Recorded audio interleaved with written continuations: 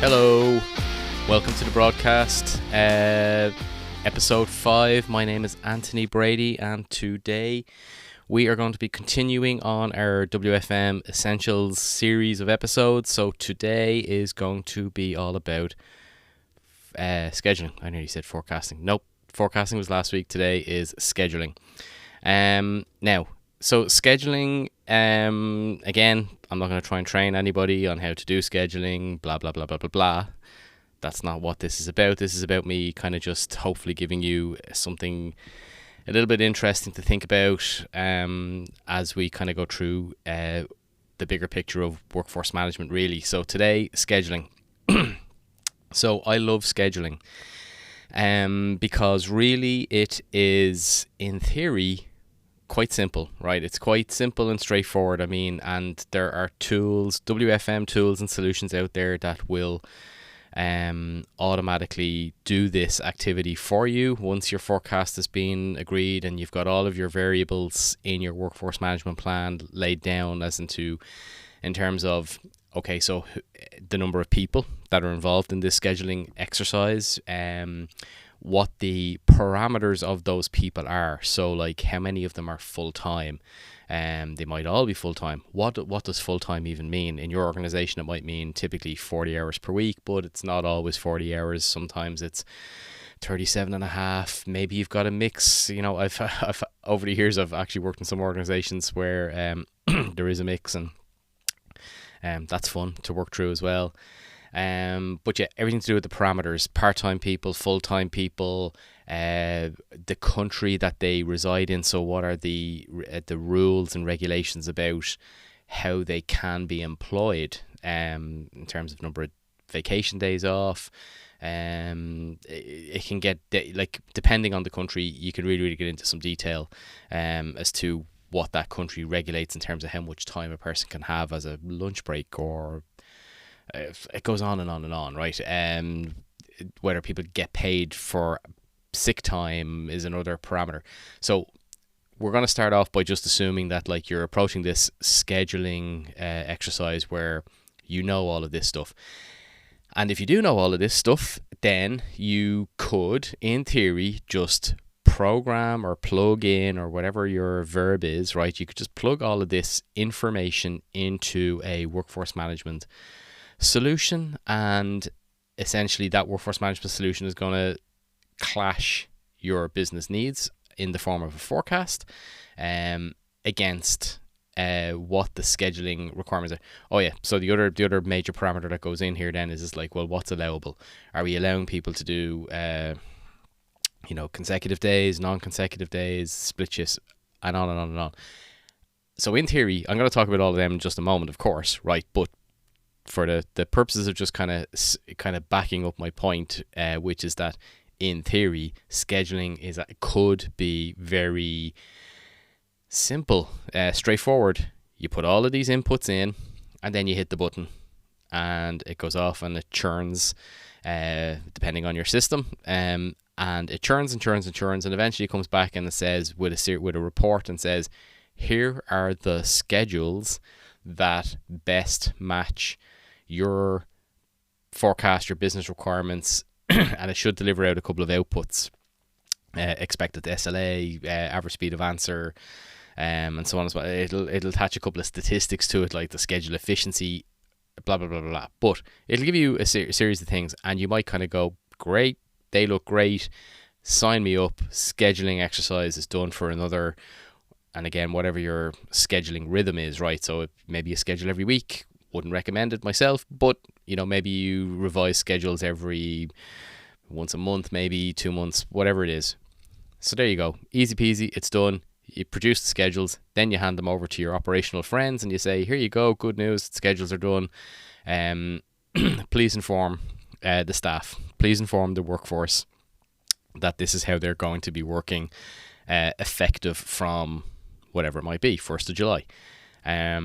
But of course, it's not that simple, because 9 times out of 10, if you did approach it in that way, where you just simply said, okay, WFM tool, here are all the inputs, spit out the results, and you then just handed it over and said, please inform everyone, there's a very, very good chance that the operation as a whole is going to experience a lot of friction in the form of staff coming back immediately saying, oh my God, those schedules don't work for me.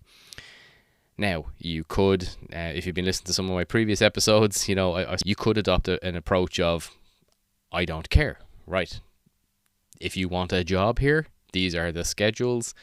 You knew what you were signing up for. The contract of employment was, we would employ you for 40 hours a week or whatever it is. Here you go. Here's a schedule that lays out those 40 hours. If you don't like that, you know where the door is, sort of thing. But go back and listen to my episodes where I would have talked about things that are very, very important in the workplace, such as the great place to work list is huge, agent satisfaction. So most companies, are at least endeavoring or trying to be perceived as a good employer, a nice place to work. So the scheduling is probably one of the most important variables in controlling that variable, whether you are perceived to be a good employer or not a good employer. So then therefore straight away we start to see that this whole scheduling thing starts to move out of the realms of being simple and now can start to become a little bit complicated. Now, so what does that mean? So your scheduling group should be at least aware of what is acceptable, right? So this is where a lot of great stakeholder management is really needed. Schedulers really need to be side by side partnering with operational people to understand where the boundaries are and why those boundaries are the way they are. What do I mean by that? I mean, so the scheduler might be aware that like the best set of schedules might be a certain percentage of the schedules running from let me think for a second. So weekends, right? So there might be a fairly heavy requirement to have a lot of people present at the weekend, but from the operation that they're saying, well, listen, the staff that we've got, they really hate weekends. Not unusual. We could talk about, and again, many episodes down the road from here, we'll probably talk about, at what point does this idea of like, if we have a workforce who are all very much saying we don't like working weekends, I'd be kind of, at some point we need to then think about our hiring strategy, our recruitment team. Are we actually going out and recruiting the right people? Are we being honest in our recruiting process? Because how did we end up in a situation where our business is clearly weekend dependent, and yet we seem to have a contact center full of people who just don't like working weekends? So, but that's a conversation for a different day. But it is what it is. Let's just say, okay, so we have the people who we have and they don't like working weekends. So it's not just a case of, in my opinion, it's not just a case of saying, okay, well, let's swing the other direction, right? So in order to make sure we've got a place that everyone likes working in, let's just give everyone what they want. Because if we do that, then the balance goes very much in, okay, well, now we have a contact center full of extremely happy employees. They think this is a great place to work, but of course our business results, they suck big time. We're not hitting SLAs. Our customers, in fact, when they want to ring at the weekend, they're not finding people, and so on and so on. So balance is the word, or as I've mentioned before, the phrase can be art and science. So plugging all of these variables into a workforce management solution and hitting the button and saying, here you go, that's a science. That's taking the approach that this is just a science experiment. Art and science is basically where the art bit is being willing to work with humans' feelings and emotions and their needs and wants and desires and all that kind of stuff, and trying to find where the middle ground is, and trying to find a set of schedules that works for producing something approaching acceptability from a business perspective. So what do I mean by acceptability? Schedules that will deliver SLAs, average speed of answers, etc., keep our abandon rates down, but also deliver schedules that the staff are mostly happy with. So that's usually what we're after. You kind of think of it. So yeah. Anyway, so that's what the gig is, right? That's what the scheduling gig is all about. There was a guy I worked with before who he introduced the concept of the analogy of scheduling is like Lego, right? That, you know, like when the forecasting group have done their forecasting and we now know the kind of the basic shape of what our demand profile looks like, scheduling is kind of coming at it with Lego bricks, right? And sometimes it's like, the, you know, if you've got in your Lego box only large, long Lego bricks to play with, that can make trying to fit those blocks into the shape quite difficult. So the more smaller bricks you've got available, the easier that exercise can become, right? And I was like, oh yeah, that's a really, really great way of thinking about it. So so that's why then I wanted to kind of, like, in this scheduling episode, talk about one of the things that I have seen can be quite limiting in this space.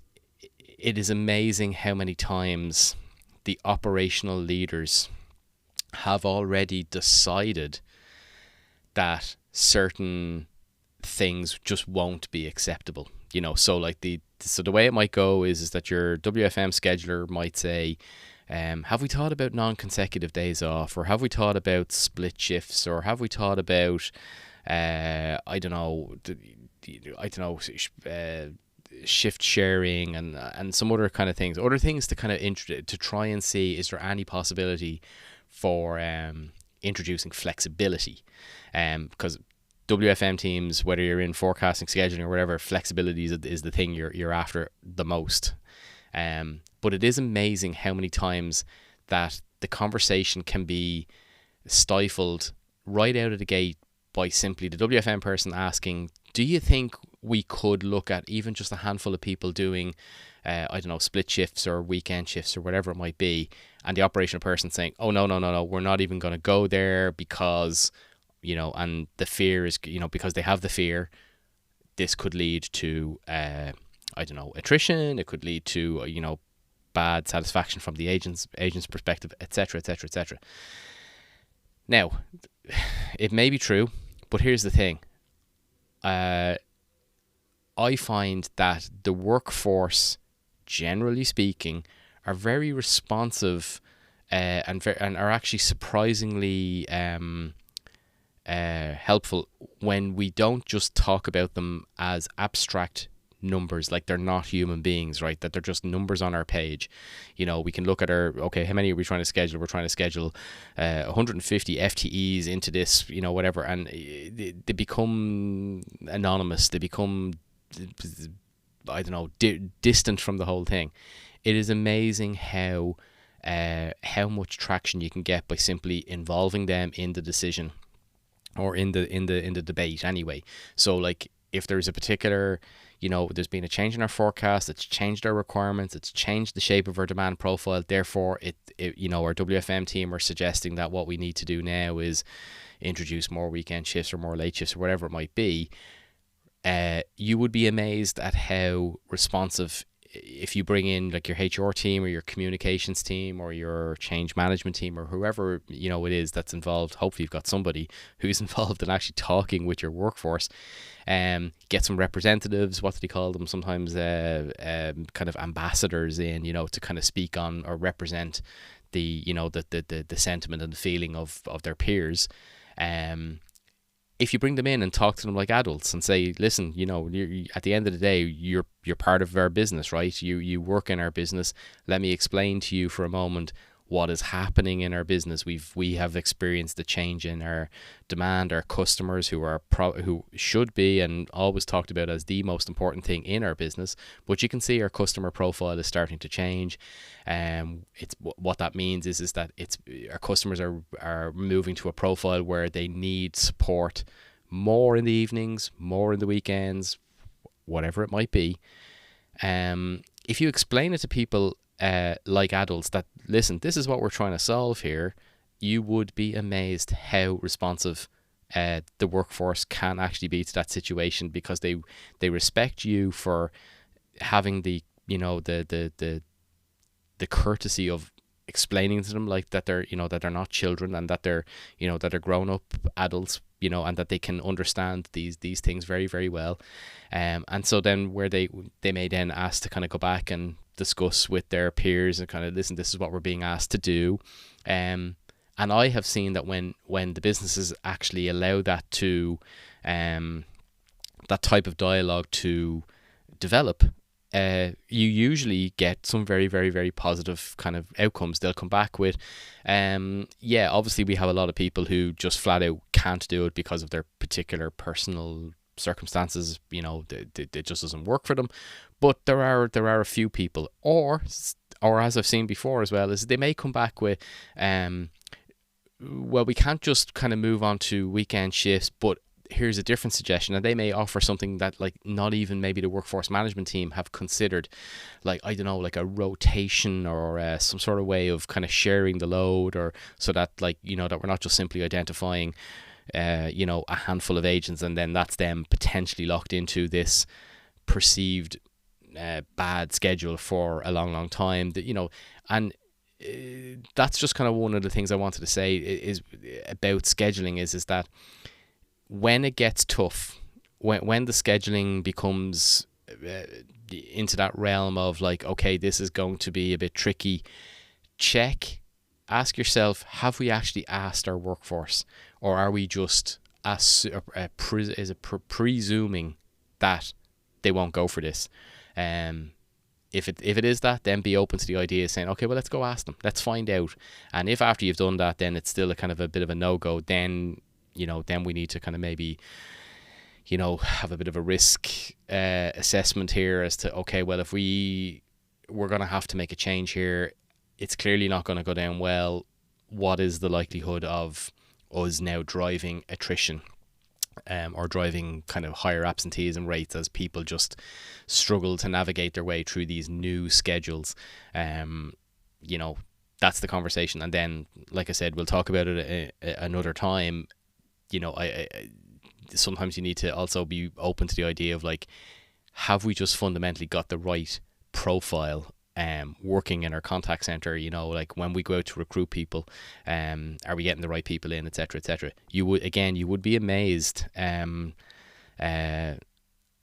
Some recruiters, and again, I understand what recruiters are trying to do, right? They've got quotas to fill. They need to demonstrate. So I can see how easily it can happen, where if a contact center has basically, through the capacity planning team, have basically said, here's our requirements, please go fill them.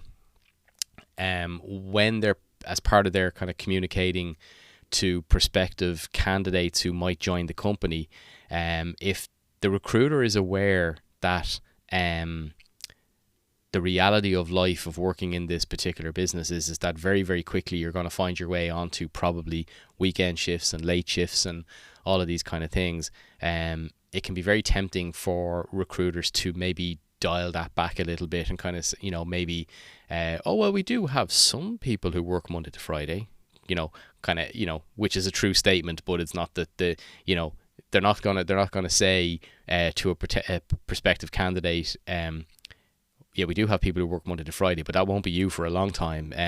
More than likely, when you join, because you're new, you're more than likely going to find your way onto an extremely early shift, an extremely late shift, something that's not very attractive, because guess what? Then that candidate may go, I don't know if this is the right fit for me.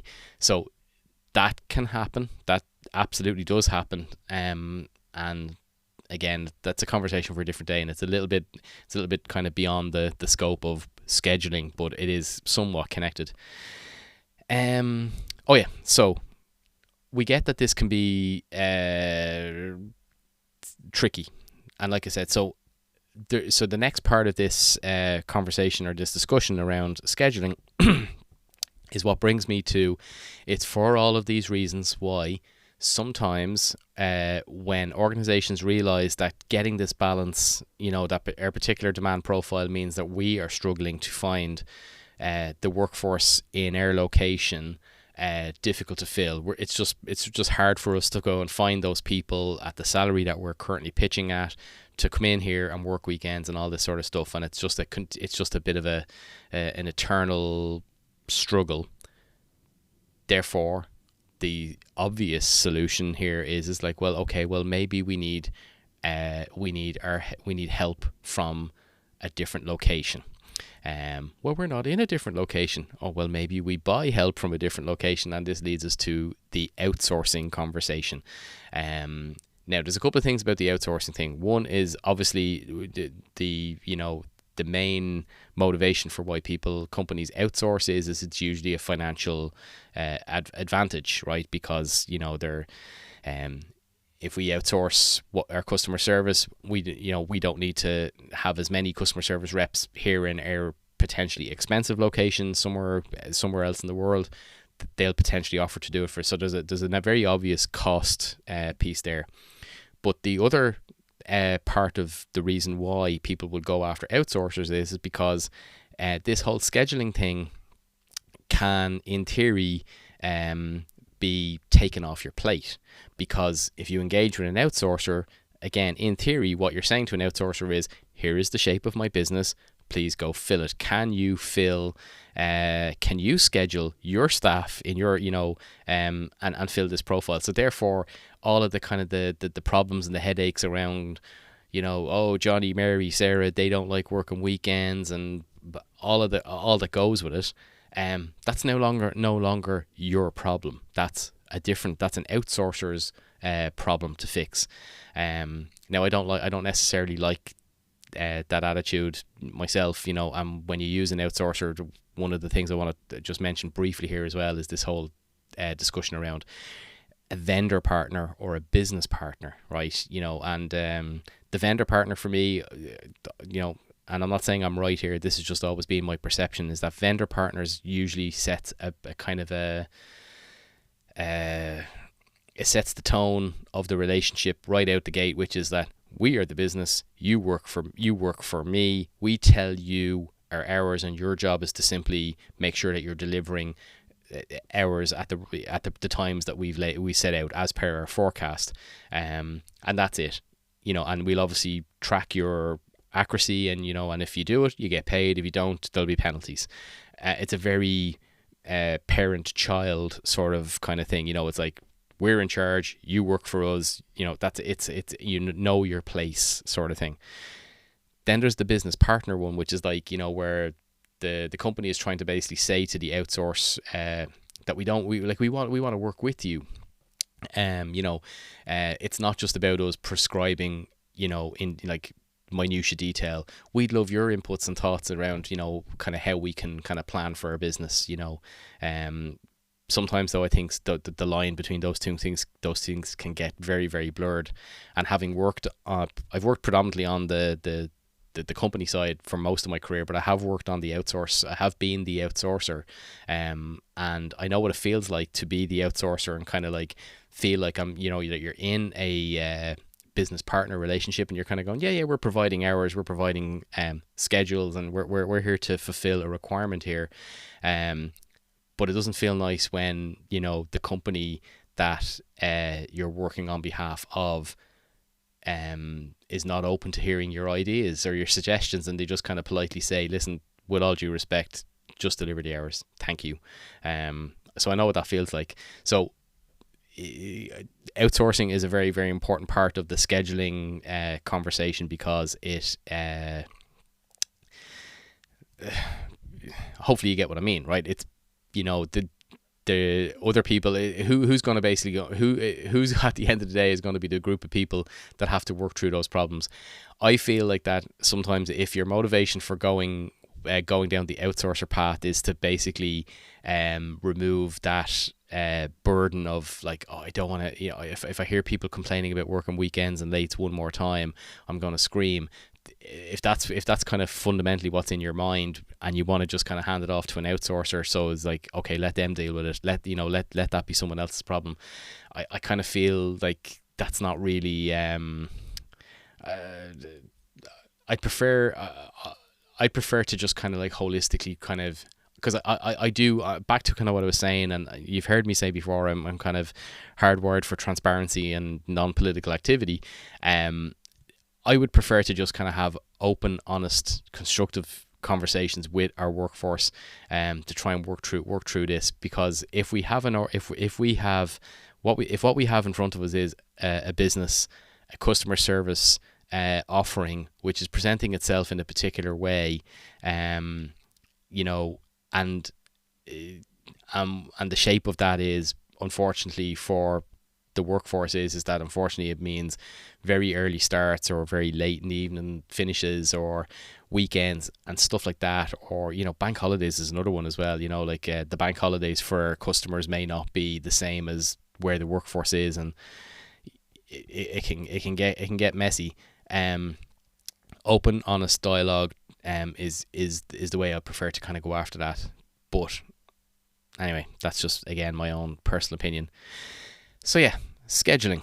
That's pretty much as I wanted to say about scheduling. Really. I'm just looking back over my notes to see, did I forget to mention anything? Nope. Looks good. So I'm going to wrap it up there, I think, because, again, it's Sunday and it is an extremely warm and sunny day here in Dublin, which is unusual. Most of the country is completely shut down and losing their mind, of course. So I needed to muster all of my motivation to come up here and record this episode for you. So I hope you enjoyed it. This has been, like I said, the third or fourth in this sort of series.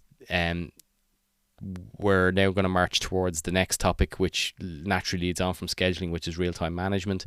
I'm really looking forward to that one. And again, if you've any comments or anything at all you wanna mention or share, please reach out, let me know. I also haven't at this point said, you know, if you want to subscribe or do any of that sort of stuff, don't. The only reason I mention it is because, again, as a workforce management person, as someone who's a nerd and loves numbers, I've noticed that since the episodes have been clocking by, I'm getting presented with nice dashboards from Spotify and stuff like that to let me know how each episode is going and all this sort of stuff, and it's just opened me up to a whole new world of numbers and stuff like that. So I just thought I'd share that little bit of nerd nonsense with you too. Okay, episode 5, scheduling.